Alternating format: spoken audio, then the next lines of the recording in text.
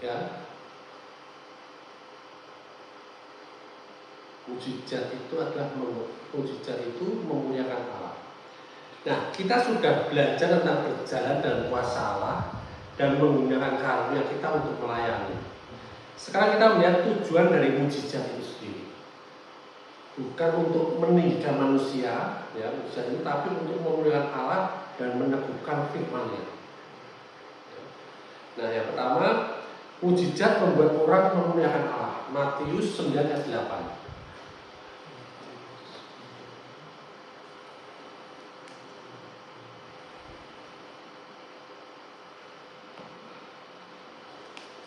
Maka orang banyak yang melihat hal itu takut lalu memuliakan Allah yang telah memberikan kuasa sedemikian itu kepada manusia. Jadi ketika Yesus menyembuhkan orang yang lumpuh, pada waktu itu orang banyak memuliakan Allah yang telah memberikan kuasa itu kepada manusia. Karena mereka melihat Yesus ini manusia.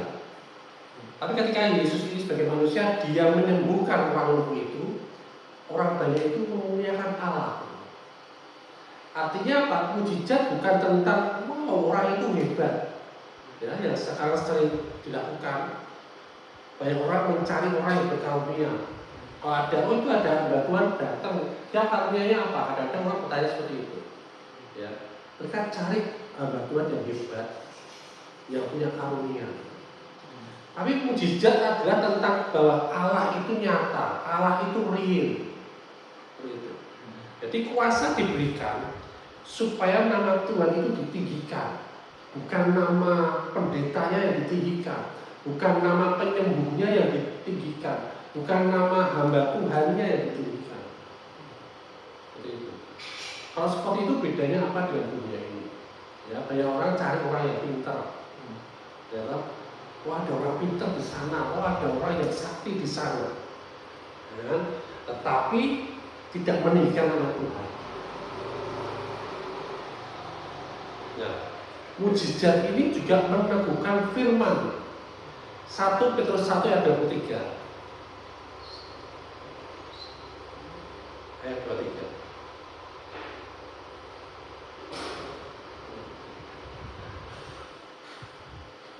Karena kamu telah dilahirkan kembali bukan dari benih yang fana, tetapi dari benih yang tidak fana, oleh firman Allah yang hidup dan yang kekal. Jadi firman Allah yang mengubahkan hidup, firman Allah yang mengubahkan keadaan. Tetapi bagaimana orang tahu firman itu benar? Nah, ini dengan mujizat ini ditemukan. Markus 16 ayat 20. Markus 16 ayat 20.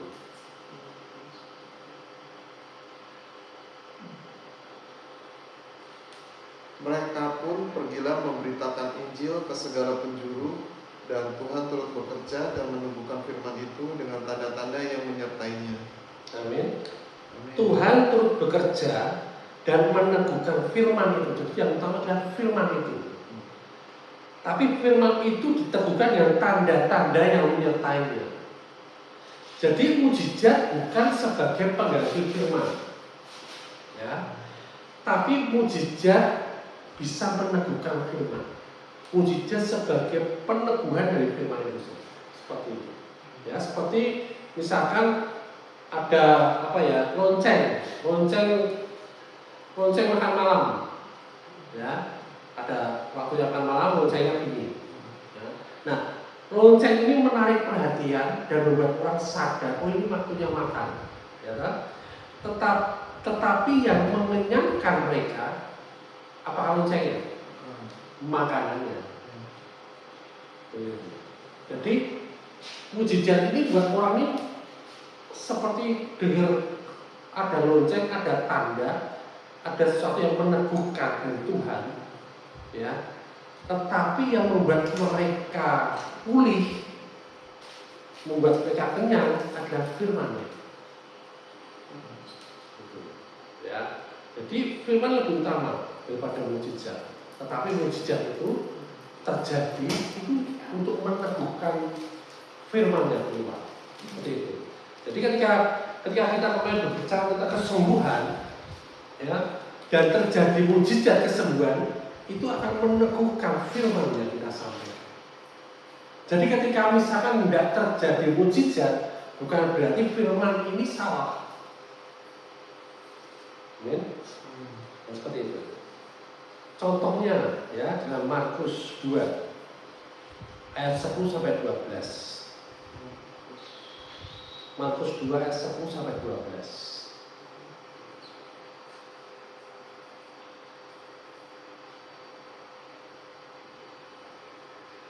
Tetapi supaya kamu tahu bahwa di dunia ini anak manusia berkuasa mengampuni dosa, berkatalah ia kepada orang lumpuh itu, kepadamu kukatakan, bangunlah, angkatlah tempat tidurmu dan pulanglah ke rumahmu. Dan orang itu pun bangun, segera mengangkat tempat tidurnya dan pergi keluar di hadapan orang-orang itu. Sehingga mereka semua takjub lalu memuliakan Allah, katanya, yang begini belum pernah kita lihat. Amin. Supaya kamu tahu bahwa anak manusia berkuasa mengampuni dosa. Ya, itu sudah ada firman-Nya itu tentang Yesus, tentang anak manusia yang mengampuni dosa. Lalu ia menyembuhkan orang lumpuh itu. Jadi Yesus melakukan mujizat jasmani untuk membuktikan otoritas rohaninya. Ya. Jika ia bisa menyembuhkan yang terlihat, ya, ia juga berkuasa mengampuni yang tidak terlihat. Jadi mujizat membuka pintu bagi kebenaran rohani, membuka pintu bagaimana orang itu menerima kebenaran, menerima firman daripada Tuhan. Jadi lebih efektif. Nah, mujizat itu juga menghasilkan respon iman kita. Kisah para Rasul 8 ayat 5 sampai 8 dan 12. Kisah para Rasul 8 ayat 5 sampai 8 dan 12.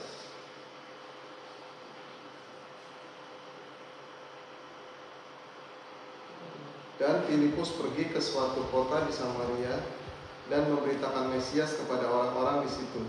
Ketika orang banyak itu mendengar pemberitaan Filipus dan melihat tanda-tanda yang diadakannya, mereka semua dengan bulat hati menerima apa yang diberitakannya itu. Sebab dari banyak orang yang kerasukan roh jahat, keluarlah roh itu sambil berseru dengan suara keras, dan banyak juga orang lumpuh dan orang timpang yang disembuhkan. Maka sangatlah besar sukacita dalam kota itu.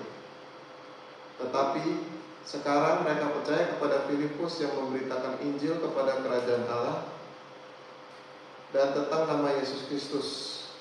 Dan mereka memberi diri mereka dibaptis, baik laki-laki maupun perempuan. Amin. Jadi ketika kita mengadakan KKR kemarin, ya, pertama kali kita beritakan tentang Injil, ya, tentang karya Tuhan di atas kayu salib, tentang apa yang sudah Tuhan selesaikan, dan itu semua firman Tuhan. Ya. Nah, kemudian ketika Filipus ini memberitakan Injil, orang melihat tanda-tandanya. Banyak orang disembuhkan, kota dipenuhi dengan sukacita. Ya, banyak orang percaya dan meninggalkan dirinya dibaptis. Jadi mujizat tidak otomatis menyelamatkan, ya, tetapi mujizat membuat hati terbuka untuk percaya. Nah, tanda-tanda ini penting. Contohnya dalam rumah tangga. Dalam rumah tangga, orang dalam rumah tangga ada yang belum percaya, tapi kita tidak pernah memperlihatkan tanda-tanda kita sebagai orang percaya. Ya, kita mengalami sukacita dan sejahtera pada ketika kita masih mengalami masalah, kita tetap menghibur seseorang, kita tetap mendoakan dia, ya kan, kita tetap mengasihi dia, walaupun dia tidak layak untuk dikasihi. Itu tidak akan terjadi perubahan apapun. Tetapi ketika kita melakukan itu semua, dia akan melihat tanda-tanda itu.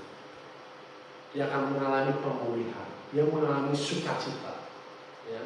Kemudian dia percaya dan mau dibaptis. Itu yang penting di situ. Jadi ada mujizat yang menghasilkan respon dari orang yang menerima Injil itu. Dan bukan karena kesalahan manusia. Ya, Kisah para Rasul 3:12. Kisah para Rasul 3:12. Jadi apa yang kita ajarkan ini itu semua dasarnya firman Tuhan. Jadi kita kuat di sini. Kisah Para Rasul 3:12 dan 16.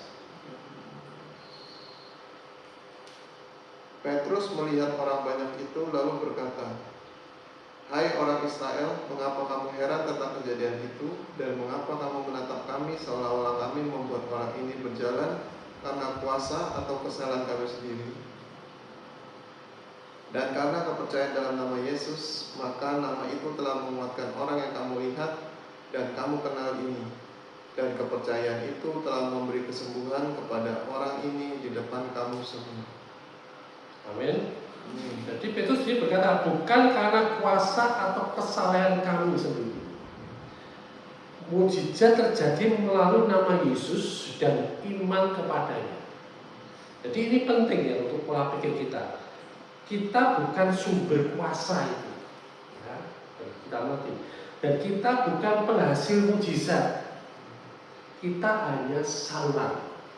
Amin. Jadi kita akan apa? Gak akan tertekan di situ. Tekanan itu kan bilang ketika kita sadar bahwa Allah semua yang melakukan pekerjaan-pekerjaan ini. Bukan karena kekudusan kita, kebaikan kita, enggak. Nah, kemudian siapa yang bisa membuat mujizat ini? Markus 9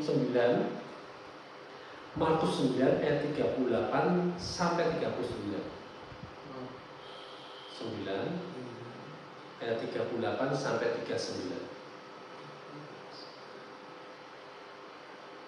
Kata Yohanes kepada Yesus, "Guru, kami lihat seseorang yang bukan pengikut kita mengusir setan demi nama-Mu. Lalu kami cegah orang itu karena ia bukan pengikut kita." Tetapi kata Yesus, "Jangan kamu cegah dia, sebab tidak seorang pun yang telah mengadakan mujizat demi nama-Ku dapat seketika itu juga mengumpatkan." Amin. Banyak orang berpikir mujizat hanya untuk para rasul atau hanya pendeta atau hamba Tuhan tertentu, enggak. Ya, lihat ada orang yang bukan bagian dari 12 rasul, namun mengusir setan dalam nama Yesus. Nah, Kisah Para Rasul 9 ayat 10 sampai 18. Kisah Para Rasul 9 ayat 10 sampai 18.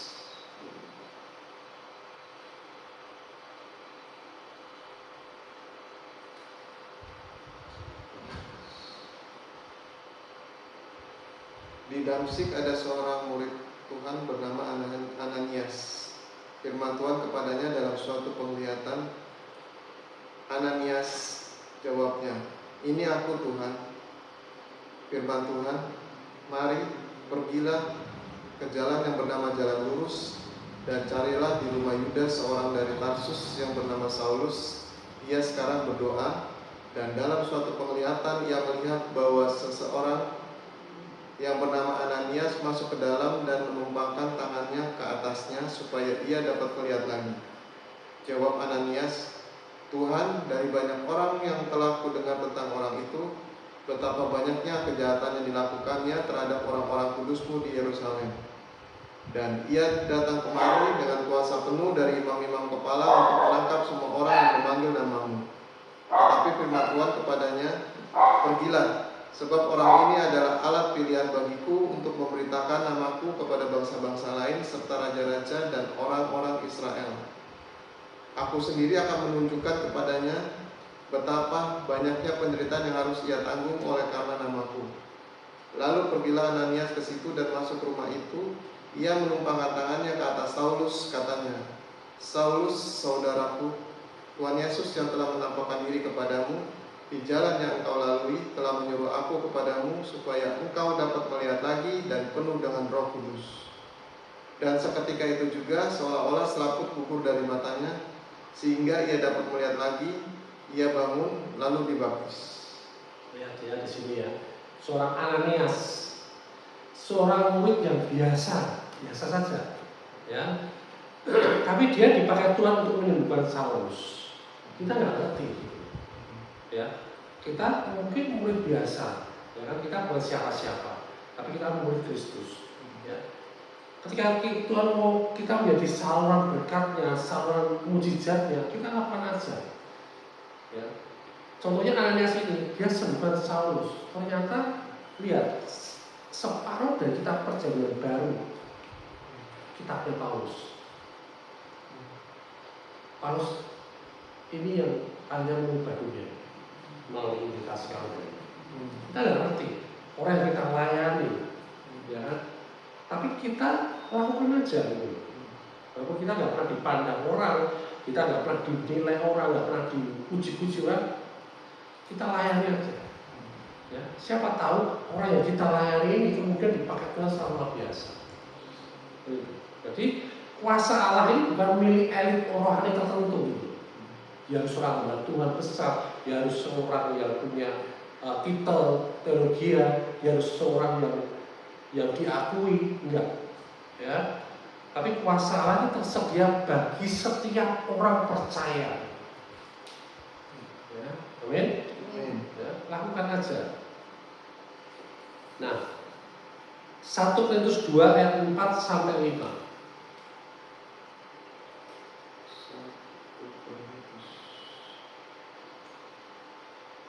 1 Korintus 2 ayat 4 sampai 5.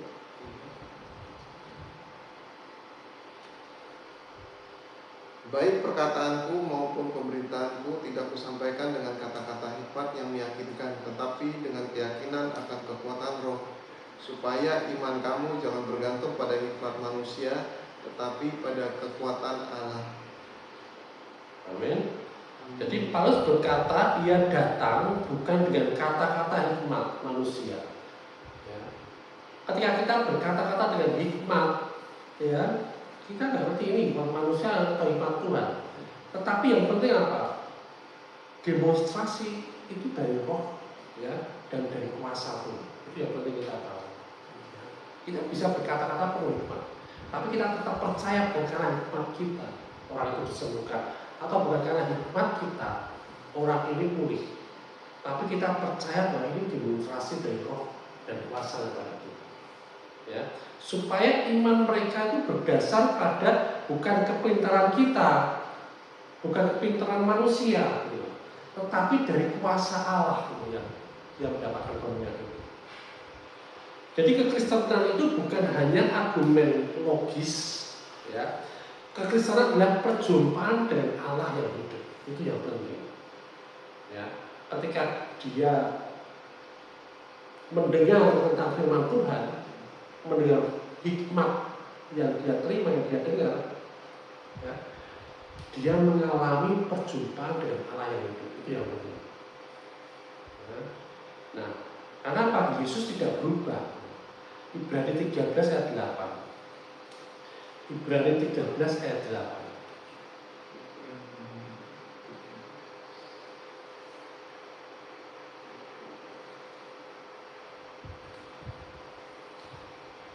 Ibrani 13 ayat 8. Yesus Kristus tetap sama, baik kemarin maupun hari ini dan sampai selama-lamanya. Yesus tetap sama kemarin, hari ini, dan sampai selama-lamanya. Ya, Kisah Para Rasul 10 ayat 38.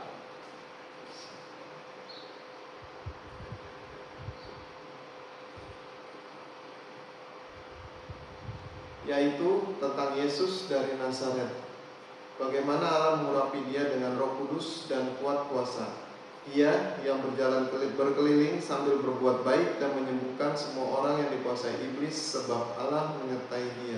Ya, Yesus Kristus tetap sama kemarin, hari ini, dan sampai selamanya. Yesus yang diurapi Roh Kudus dan berjalan berkeliling sambil berbuat baik dan menyembuhkan.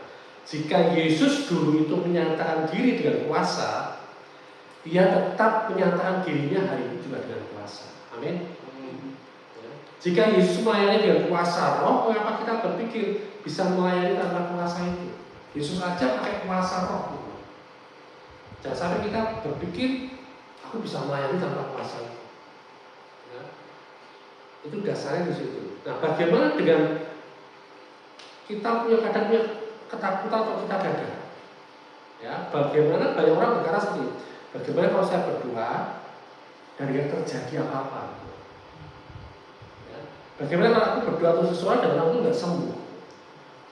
Ya, ingat, kita bukan yang menyembuhkan. Amin. Ya, kita bukan yang melakukan mujizat. Kita cuma taat dan percaya, itu aja. Ya, tanggung jawab kita adalah berdoa dan taat. Hasilnya Tuhan. Amin. Ya, jangan kita memaksakan atau menuduh diri kita sendiri. Berarti aku kurang doa, kurang puasa nih. Enggak. Ya, kita doakan aja dan kita taat aja. Kita percaya. Jadi inti pelajarannya apa? Mujizat ini adalah memuliakan Allah. Ya. Dengan ada mujizat, orang memuliakan Allah. Allah yang dimuliakan, bukan diri kita. Mujizat meneguhkan firman. Ya. Mujizat membuka hati orang untuk menerima Injil. Ya. Mujizat terjadi melalui nama Yesus dan iman kepadanya. Jadi kalau sampai iman nama Yesus dan iman kepada Yesus tidak menghasilkan apa-apa, apalagi yang lain. Amin. Ya. Kuasa Allah masih tersedia sampai Yesus datang kembali. Amin. Ya. Jadi dalam 1 Korintus 1 ayat 7 dikatakan karunia tidak berhenti sampai kedatangan Tuhan. Artinya apa? Kita masih hidup di masa di mana Allah ingin bekerja dengan kuasanya melalui kita, melalui umatnya, melalui murid-muridnya. Amin. Ya. Jadi Tuhan masih bekerja dengan kuasanya. Mari berjalan dalam iman, melayani dengan kasih dan memuliakan Allah. Amin. Kabar baik. Baik.